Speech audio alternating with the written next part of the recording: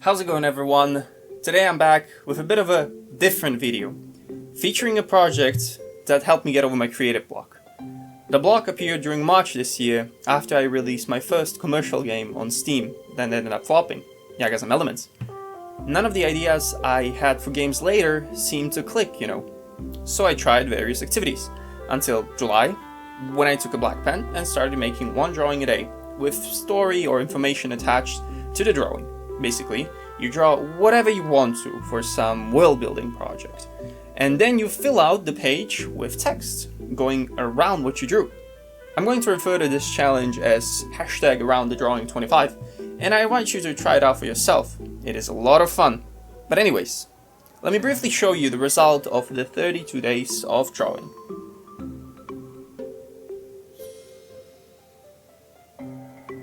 The story I created takes place on Jan's Wort Isle, named after a healing herb, St. John's Wort. This island is surrounded by rocky formation that makes it difficult to escape. The place is basically a one-way prison, since there are some gaps in the rocks. This setting is inspired by one of my favorite games, Gothic 1, and you might hear me reference it a few more times in this video. Also, a quick note, if you want to have an easier time reading the stuff I've written, I'll always include a couple of frames for each drawing with a clear version of the text you can pause the video on. Back to the story, the protagonist, that mysteriously appears close to the aforementioned rocky barrier, is saved from drowning by a stranger.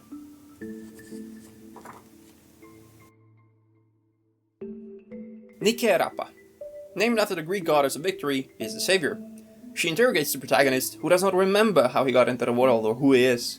Oh yeah, I forgot to mention this, but this is an isekai story. Anyway, Nika lets the main character stay at her house to rest, and the house can actually be seen on the first drawing, right about here, on the coastline. Nika is basically an engineer, or a tinkerer of sorts, able to take care of herself, make her own gadgets and whatnot, like the welding goggles drawing you can see on the right side.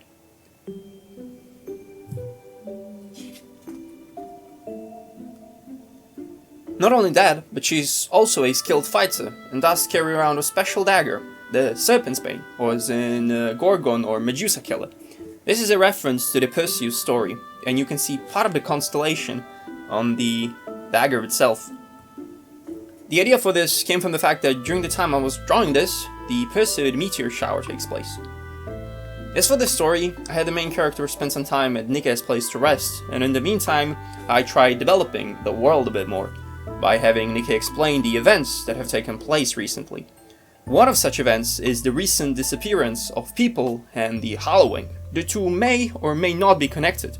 The Hollows, somewhat inspired by the story of Bleach, are these humanoid creatures that have a hole in some part of their body.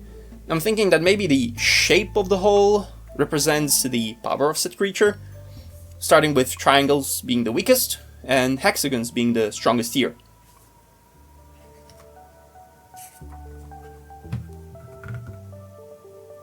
Returning with the theme of herbal medicine, the good news is that this world also has blessed healing herbs, which are rare counterparts that are real-world plants. For example, this comfrey can heal broken bones in mere moments. Just a way for me to explain why a potential video game would have a potion that can restore all the wounds. And now comes the fun part, the magic system. Specifically, how to divide the magical disciplines. I settled for a dual system of 7 deadly sins and 7 heavenly virtues. On this page, there are just some examples of spells belonging to each of the schools, and the emblems representing them. The drawings are mostly inspired by some biblical stories. For example, the raft drawing is a drawing of whale, from the story of Jonah and Nineveh. The prophet was furious that the god saved the town after the citizens repented. I also like the idea that a true wrath is like the ocean, right? It is not a stormy outburst or like an emotional tantrum, but more of a deep and an unyielding force that can rise quietly and overwhelm everything in its path, like a tsunami, much like, also the spell that is associated with the wrath. Here is yet another Gothic reference, a goblin with a Polish obuch war pick, inspired by Age of Empires 2. With this, I just wanted Nika to give some pointers to the isekai protagonist in the story. That's why I went with the classic, don't go into the dark forest alone talk. The drawing on the right is probably my favorite one, and it was actually done entirely from imagination. Most of the others use reference images. Anyways, it is a turnip garden, which Nikke asks the main character to harvest, since he's getting better.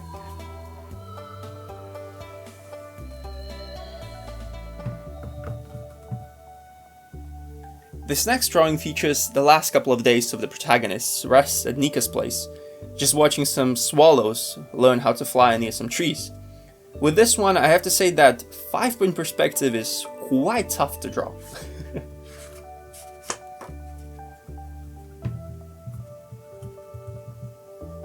These two pages show the gate to the city of Gilrad. You can see the city on the left side of the cliff in the first drawing if we go back. It's the city right here, and there's the back, the rest of it.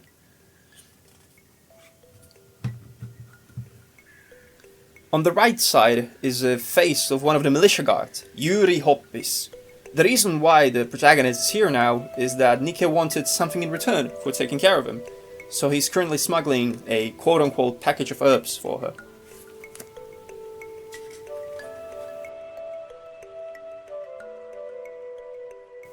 The main character brings the package to the priest of the local church, Matjahu Kerthor, and the priest asks about the markings on the legs of the protagonist. Apparently, it's important enough to request for the archbishop to arrive on the island. For the sake of the future of the story, I'll just mention that the main character really isn't bothered by the markings. In the meantime, the priest explains the virtue magic. Same as last time, some of the emblems are inspired by biblical stories. For example, the charity is the widow's mite or offering, the one where she donates 2 coins to the church, which was basically all she had left.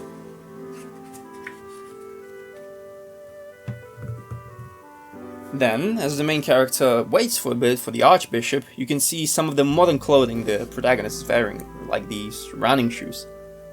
The image on the right is heavily referenced, basically copying the composition and posture of an image I saw somewhere, but alas, it didn't occur to me to save the reference images I was using. I just wanted to mention the fact, please.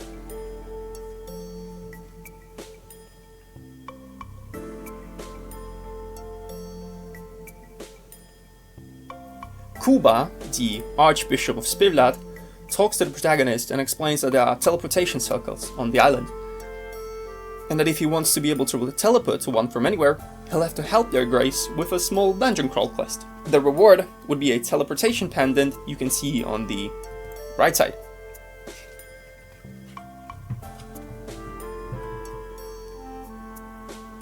These are the last 2 drawings I've made. The one on the left is supposed to depict the hallways of the once fort Yrfeil our protagonist was sent to, and the one on the right is a Dark Souls Artorias inspired hollow enemy that basically pulls a move of Shiro Kageno from the Eminence in Shadow to make the protagonist hallucinate that his head has turned into a kicking ball. As you can see, the hole in the chest is that of a pentagon, so this really isn't a monster you're supposed to fight early on into the game. But that is basically as far as I've developed the story. I might revisit this universe in the future to finish the story, if enough people are interested. But in the end, this whole hashtag around the Drawing 25 challenge was just a means to once again be able to work on the game development. Hopefully, I'll have a devlog video featuring the next project edited and uploaded relatively soon. By that I mean in like 2 or 3 months. Also, just mentioning this again, if you want to support me somewhat directly, you can check out my first commercial game on Steam, Yagazem Elements, link is in the description.